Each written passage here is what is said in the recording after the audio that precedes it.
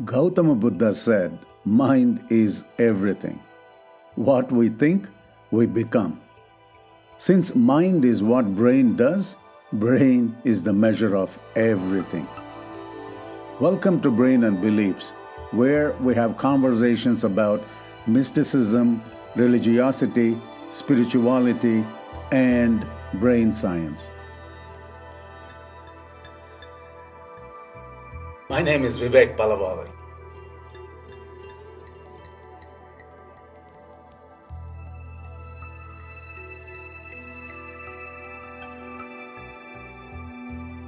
My name is Patricia Robertson. I had brain surgery and I had an out-of-body experience.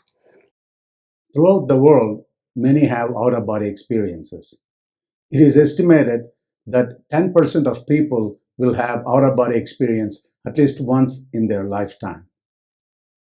That's around 700 million people. That's a lot of people. I had surgery for a tumor removed, and I want to tell about my out-of-body experience during the surgery. There are many different situations during which many people have out of body experiences. Having surgery under general anesthesia is one of them. I remember being wheeled into the surgery room, and I couldn't see much of anything because there's a lot of people around, but then I don't remember anything. Imagine waking up in the middle of brain surgery with a breathing tube down your throat, becoming aware that something is being done to your head, but unable to move or speak. That would be a very terrifying experience. Patricia had one such scary experience. And during the surgery, I felt when I was out that my body would be sick. And I wanted to be under the anesthetic, or else I didn't want to feel it because I could feel the pressure on my head. And I didn't want to feel that. And I didn't want to have a out-of-body experience with the pain of having my head all open and something done to my brain.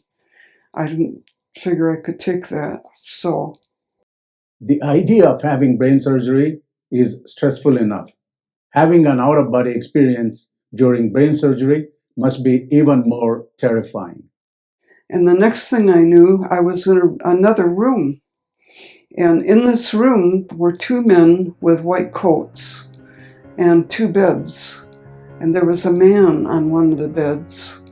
And I was in the left corner of the room. And no one recognized that I was there or made any motions that I was there. And the man on the bed was arguing that he wanted up, but he was making jokes about it. And the two men in white coats were laughing about it.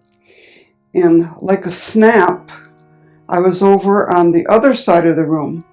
I don't remember moving or anything, but I was over on the other side of the room. And I wasn't laying, but I was standing. And the man on the bed was on the other side of the room. And they were arguing. And the man on the bed got up.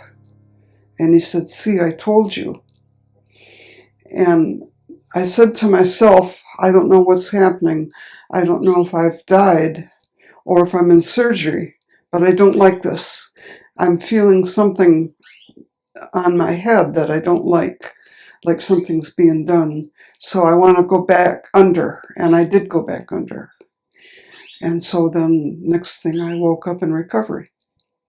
Some patients experience severe emotional trauma during such experience and suffer from PTSD, post traumatic stress disorder.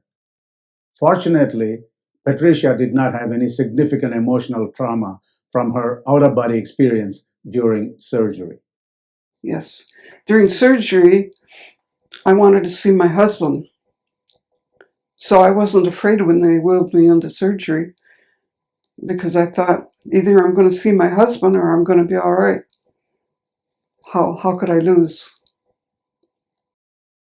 But I was very curious to hear what Patricia thought actually happened during her out of body experience.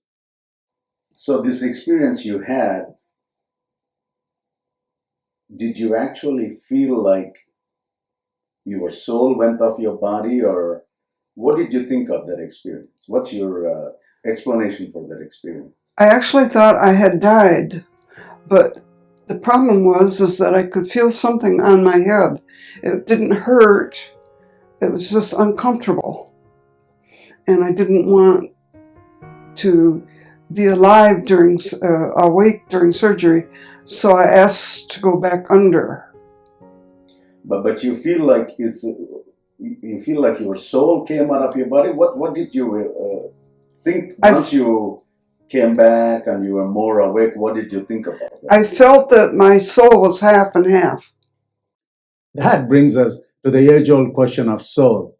What exactly is soul, and does it actually exist as an entity independent of the physical body in an external supernatural realm?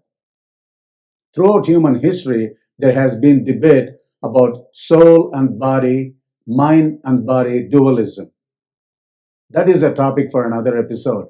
But for now, here is the neurological explanation for Patricia's out-of-body experience. I wasn't laying down at one point, but yet I was still in the surgery because I could feel something heavy on my head. There are two aspects to Patricia's out-of-body experience.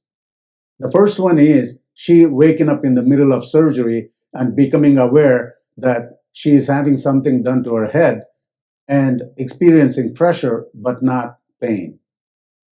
The second one is she being in another room and seeing other people. But before I talk about the neurological explanation, I have to talk about two demons, incubus and succubus.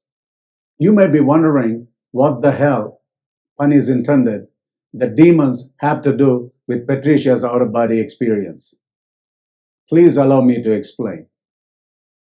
Did you ever have an experience where you wake up from deep sleep, probably dreaming, you're fully awake, but could not move your arms or legs? You wanted to scream for help, but your throat, or tongue, or lips couldn't move. You probably were scared, thinking if you were suffocating or might be having a stroke. I used to have some such experiences. It's like a nightmare and is actually called a nightmare. It's a scary experience where you feel like somebody is sitting on your chest, holding you down and preventing you from getting up or moving. Many experience such nightmare at least once, if not more, in their lifetimes. During the Middle Ages, many who experienced such nightmares believed that the explanation for sleeping women experiencing those nightmares was because of a male demon called incubus was laying upon them. Succubus was supposed to be the female demon that was responsible for the nightmares in men. These days, many still experience these nightmares, but don't believe in incubus or succubus. We now know what exactly happens during these nightmares. In the deeper part of the brain called brainstem, there are a group of neurons that form what is called reticular activating system. This is responsible for activating the upper part of the brain and waking us up from sleep state into wakefulness. Usually, whenever we wake up, the part of the brain that also controls the movement of our muscles also simultaneously gets activated. We wake up, stretch, or yawn, or get out of the bed without any problem. But there are times when there is a few seconds lag time between the activation of the conscious part of the brain and the part of the brain that controls our movement of the muscles. When that happens, you are fully awake and conscious, but cannot move your arms or legs or speak. This is called sleep paralysis. That's when you feel like somebody is sitting on your chest, suffocating you or preventing you from moving or getting up. Now that I know what causes these nightmares, I don't get scared when I experience them. I just tell myself to relax and it will pass. But I can understand how scary such nightmares can be. The first aspect of Patricia's nightmare is very similar to sleep paralysis. This is called awareness during anesthesia. It happens 1 in 1,000 patients who are undergoing surgeries with general anesthesia. During surgeries, anesthetics are used to keep the patients unconscious, but muscle relaxants are also used to paralyze the muscles so that the patients won't move during surgeries. They also receive pain medication not to experience any pain. Sometimes the anesthesia is not deep enough and the patients start waking up. They become aware that something is being done but cannot speak or move because of the muscle relaxants that have paralyzed their muscles. Also, the tube down the throat prevents them from speaking. They cannot let the anesthesiologist or the surgeons know that they are waking up because they can't speak. One can imagine how scary and traumatic that experience can be.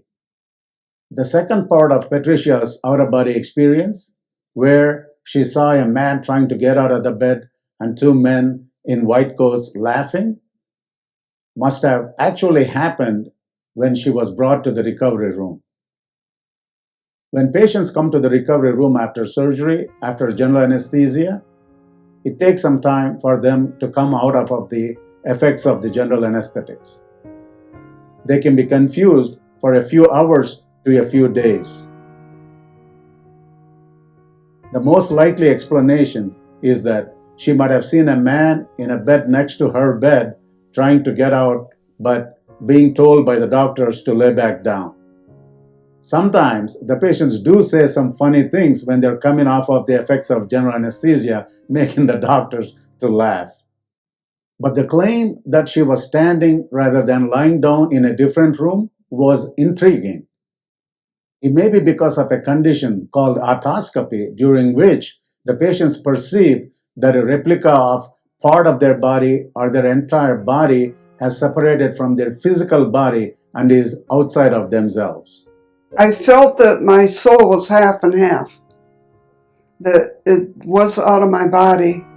In fact, it's not uncommon for people who have undergone general anesthesia to claim that they did have out-of-body experiences.